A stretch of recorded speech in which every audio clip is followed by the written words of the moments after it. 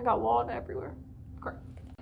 What's up, Limitless fam? It's Michaela with Limitless Life, and today we are going to be talking about the 3 worst diets to follow in 2020. Plus, we're going to be giving you 5 bonus tips for you to find the right diet for you. So be sure to stick around because that's the most important part.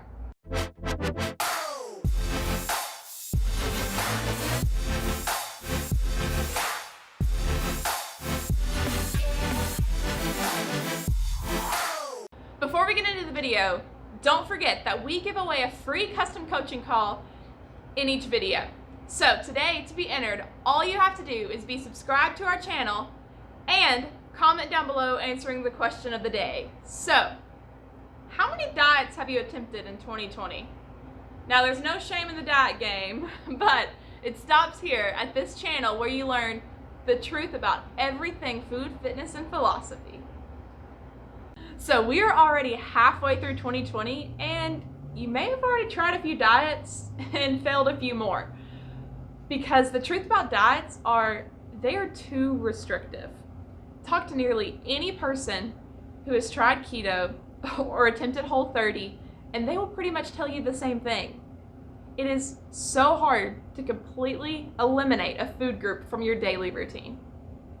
So the first thing to understand is you have to pick a diet that works with your lifestyle. So things like intermittent fasting have been gaining popularity recently, and if you're going to work out at 5 a.m., then you need fuel for your workout for it to be the best workout that it can be. So fasting might not give you that. So that is the ultimate secret to finding the best diet for you. What will work for you in the long run? So don't focus on the quick fixes and the results that you're going to be getting in the next 2-3 weeks. Focus on the sustainability and how well it'll work with your lifestyle and if you'll get those results in the long run. A few diets that tend to fall into that no category when we ask our clients those questions are first and foremost the keto diet. So this diet focuses on cutting out carbs, and that sacrifices those complex carbs, fruits, legumes, and even some veggies from your diet. And this could be affecting more than just your waistline, like giving up those nutrients that your body needs. This does do a great job of keeping those sugar and simple carbs out of your diet, but you're also sacrificing giving up the fruit and even some grains and beans that provide vitamins and minerals that your body can't naturally produce on its own. So this raises the question of how sustainable is it? If you're a normal healthy person who's all of a sudden eating all this bacon, butter, and red meat, that can do a lot more damage to your heart and cardiovascular system than all these diet promoters like to tell you. And lastly, a lot of ketoers will enter a vicious cycle of yo-yo dieting. The next diet in the no category is Weight Watchers or the block system. Typically, people get success with this diet in the beginning, but they're following a set of rules given by some company that doesn't know their lifestyle. Because of this, you don't learn how to do it on your own, and so there's a lack of sustainability in that. Typically, the rules are so restrictive that you get so hungry, you finally say F it, and you get into a cycle of yo-yo dieting. So what is yo-yo dieting? Yo-yo dieting is the chronic dieter. It is the person who is on every fad diet and they continue to lose weight, and then they get off the diet and they gain weight, and then they lose weight and then they gain weight. And it's just a vicious cycle of fad diets. So the last diet in the no category we're going to talk about today is intermittent fasting. We briefly talked about it earlier and how if it doesn't fit with your lifestyle, it might not be the best one for you, but it focuses not so much on what you eat, but when you eat. And you have a shortened time window to eat that food in of typically 4 to 8 hours a day. The danger here is that you're likely to still overeat in that time window because you get so hungry while you're fasting, you get in as many calories as you can in your eating window. So if it's not sustainable for your lifestyle, it's not a sustainable diet for you to follow. Working with thousands of clients and doing years of research, we found that the best diet is not only one that works for you and your lifestyle, but it is also one that is sustainable. Keep in mind that just because your best friend lost 30 pounds, she didn't become a nutrition expert. Her personal weight loss journey, or any of these MLMs or fad diets, are not always the answer. And before we continue, if you are getting any value from this video, be sure to smash that like button down below so that we know what kind of content that you want to see. All right, so tip number 1 is work from where you are now. So don't cold turkey it. If you are eating out 5 days a week, don't try to just nip it and call it good, because it's not going to last. Instead, try cutting it back to 3 days a week for a week, and then maybe 2 the next, and then after that you can just start going out once a week with your family. Keep it fun. So this is really important with recipes, especially veggies, because that seems to be a struggle for a lot of people. So let's say that the only veggie you like is green beans, which, if that's you, okay. Go look at Pinterest and go look up green bean recipes, because I guarantee there's going to be 100 results.